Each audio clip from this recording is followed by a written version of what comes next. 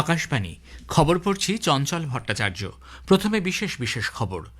প্রধানমন্ত্রী নরেন্দ্র মোদী আজ নতুন দিল্লিতে এদেশ সফররত ভিয়েতনামের রাষ্ট্রপতি তো লামের সঙ্গে বৈঠক করবেন। রাষ্ট্রপতি ভবন প্রাঙ্গণে আনুষ্ঠানিকভাবে স্বাগত জানানো হবে ভিয়েতনামের রাষ্ট্রপতিকে। কেন্দ্রীয় মন্ত্রিসভা সুপ্রিম কোর্টে বিচারপতির সংখ্যা বৃদ্ধির জন্য সংসদে একটি সংশোধনী বিল পেশ করার প্রস্তাব অনুমোদন করেছে।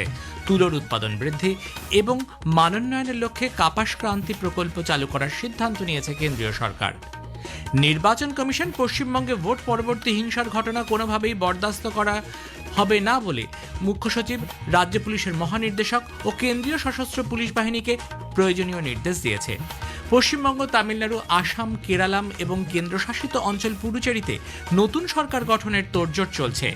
কেন্দ্রীয় শিক্ষামন্ত্রী ধর্মেন্দ্র প্রধান আজ নতুন দিল্লির বিজ্ঞান ভবনে স্কুল পরিচালন কমিটি এসএমসি সংক্রান্ত নির্দেশিকা 2026 প্রকাশ করবেন।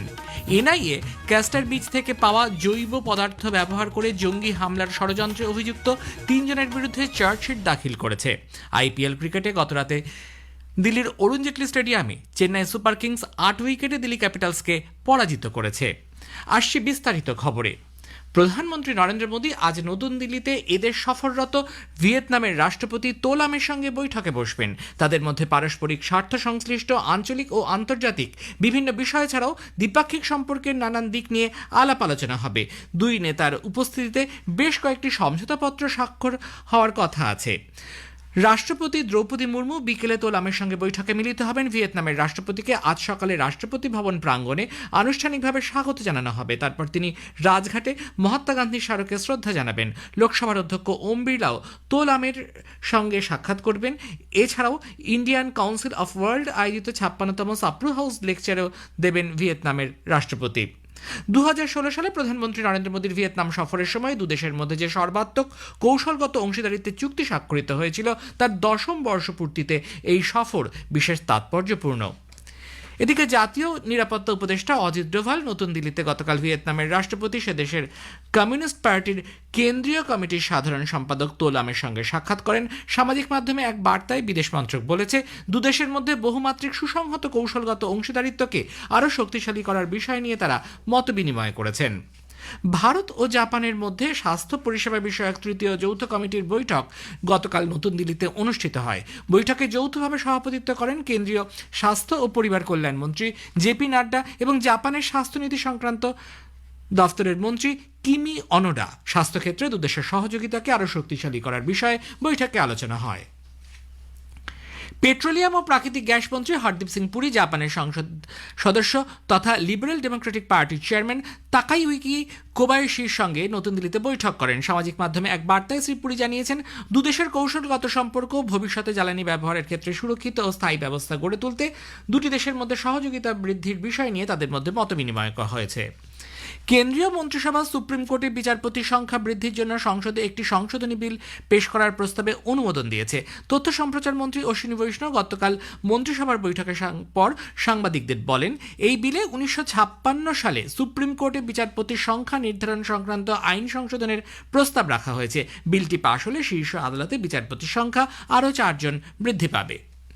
তুলো উৎপাদন বৃদ্ধি করার লক্ষ্যে কেন্দ্রীয় সরকার কাপাস ক্রান্তি প্রকল্প চালু করার সিদ্ধান্ত নিয়েছে। এর জন্য 5,659 কোটি টাকারও বেশি বরাদ্দ করা হয়েছে। এর উদ্দেশ্য হল উৎপাদন বৃদ্ধির পাশাপাশি তুলো চাষের মানোন্নয়ন করা।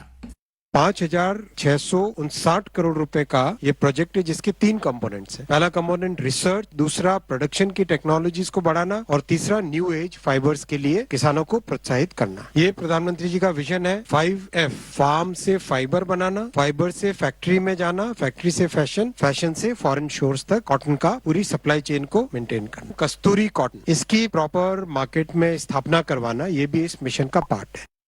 তথ্য সম্প্রচার মন্ত্রী অশ্বিনী বৈষ্ণব গতকাল সাংবাদিকদেরকে আরও জানান, ওই বৈঠকে সংশ্লিষ্ট সিদ্ধান্তের পাশাপাশি 2026-27 সালের জন্য আখেরে ন্যায্য এবং লাভজনক মূল্য স্থির করা হয়েছে কুইন্টাল প্রতি 365 টাকা।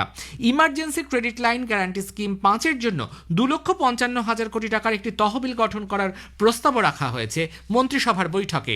মন্ত্রিসভার অর্থনৈতিক বিষয়ক কমিটি সিসিইএ 23,437 কোটি টাকা ব্যয়ে 3টি বহুমুখী রেল প্রকল্প গড়ে তোলার বিষয়টিকেও অনুমোদন দিয়েছে।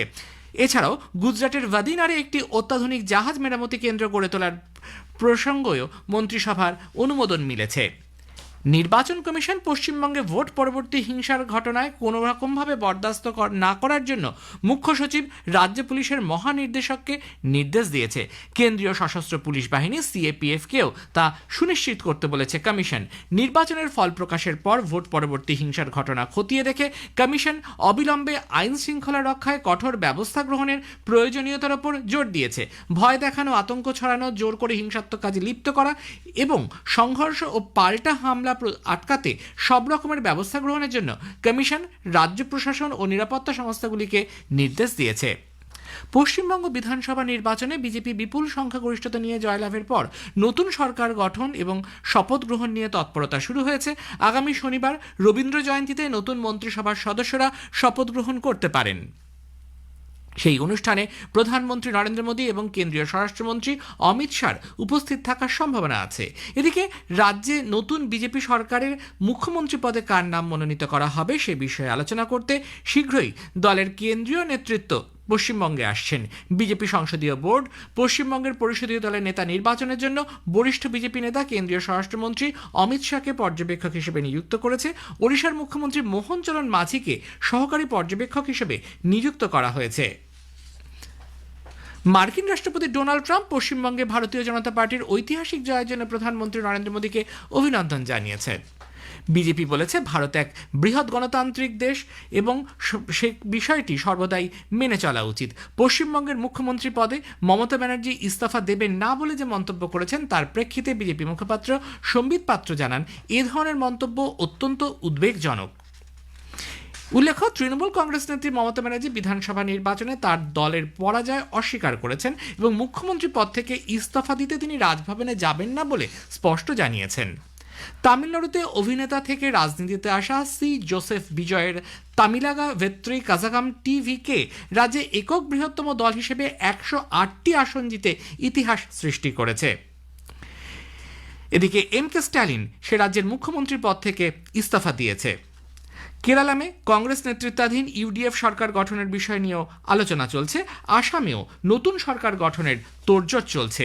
পুডুচেরি বিধানসভা নির্বাচনে এনডিএ জোটের জয়ের পর নতুন সরকার গঠনের তোড়জোড়ও শুরু হয়েছে। বিহারে নতুন মুখ্যমন্ত্রী সম্রাট চৌধুরীর নেতৃত্বে মন্ত্রিসভার সম্প্রসারণ হবে 7ই মে। রাজ্য বিজেপি সভাপতি সঞ্জয় সারোগী জানিয়েছেন নতুন মন্ত্রীদের শপথ গ্রহণ অনুষ্ঠানে উপস্থিত থাকবেন প্রধানমন্ত্রী এবং কেন্দ্রীয় স্বরাষ্ট্রমন্ত্রী। আজকের প্রসঙ্গের এবারের বিষয় পালাবদলের পটভূমি। বিপুল সংখ্যাগরিষ্ঠতা নিয়ে রাজ্যে নতুন সরকার গঠন করতে চলেছে বিজেপি। আমাদের প্রতিনিধিরা জানার চেষ্টা করেছেন এই রাজনৈতিক পালাবদলের নেপথ্যে কি রয়েছে বলে মনে করছেন সমাজের বিভিন্ন ক্ষেত্রের বিশিষ্টজনেরা। আকাশবাণীর সংবাদ বিভাগ প্রযোজিত অনুষ্ঠানটি শুনবেন আজ রাত 8টায় গীতাঞ্জলি, ডিটিএইচ বাংলা এবং আকাশবাণী সংবাদ কলকাতার সোশ্যাল মিডিয়া প্ল্যাটফর্মে। এ খবর প্রচারিত হচ্ছে আকাশবাণী থেকে। কেন্দ্রীয় শিক্ষামন্ত্রী ধর্মেন্দ্র প্রধান আজ নতুন দিল্লির বিজ্ঞান ভবনে স্কুল পরিচালন কমিটি এসএমসি সংক্রান্ত নির্দেশিকা 2026 প্রকাশ করবেন। 2020 জাতীয় শিক্ষানীতির সঙ্গে সঙ্গতি রেখে নিপুণ ভারত মিশনের আওতায় ছাত্রছাত্রীদের মৌলিক সাক্ষরতা ও সংখ্যা জ্ঞান এসএলএন শক্তিশালী করার ক্ষেত্রে স্কুল পরিচালন কমিটি গুরুত্বপূর্ণ ভূমিকা পালন করে থাকে। কেন্দ্রীয় শিক্ষা মন্ত্রক ফ্রান্সের নিসে ভারত ইনোভেটস 2026 উদ্যোগের আয়োজন করতে চলেছে। আগামী মাসের 14 তারিখ থেকে 3 দিনের এই আয়োজনে ভারতীয় উদ্ভাবনকে তুলে ধরতে প্যারিসে একটি রোড শো করে মন্ত্রক।